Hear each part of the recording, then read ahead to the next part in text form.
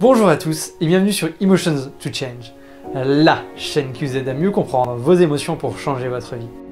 Je m'appelle Gilles Gressel et aujourd'hui on va parler de la peur de ne pas être à la hauteur.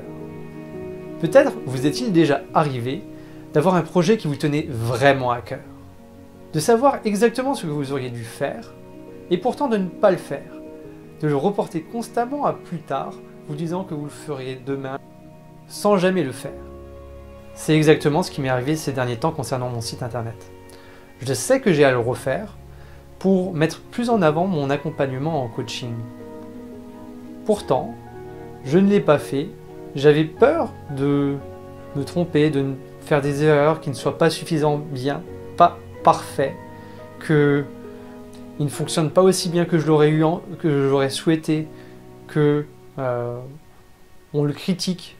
Plein de peurs inconscientes qui me freinaient, me limitaient et que je n'avais pas envie de voir en face.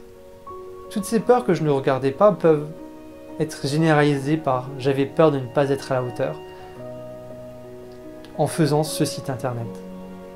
Et du coup, c'était plus confortable pour moi de mettre ça de côté que de m'y mettre. Donc déjà, je m'engage à ce que la page d'accueil de mon site internet soit entièrement refaite d'ici à dimanche prochain lorsque ma prochaine vidéo sortira.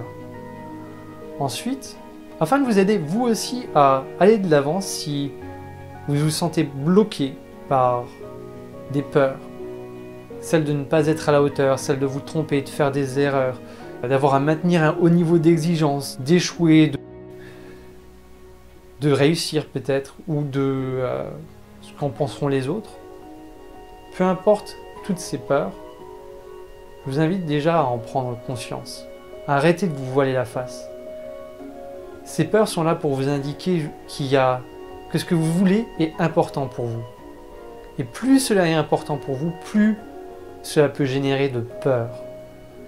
Pourtant, la peur n'est pas votre ennemi, elle est là pour vous aider à vous préparer. Alors, je vous invite à l'accueillir. Qu'est-ce que cette peur vous fait anticiper comme situation? Ce serait quoi le pire qui pourrait se passer si votre peur, ce dont quoi vous avez peur, se produisait? Vraiment le pire. Est-ce que ce serait si terrible que ça? Vous survivriez, n'est-ce pas? Ok. Super. Je vous invite donc maintenant à prendre quelques instants pour réfléchir à quoi pourriez-vous porter votre attention si jamais cette peur se manifestait à nouveau pendant que vous passiez à l'action.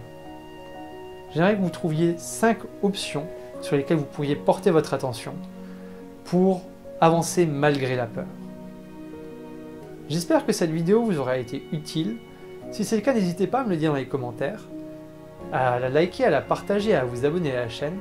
Je vous remercie et vous dis à dimanche prochain pour une prochaine vidéo.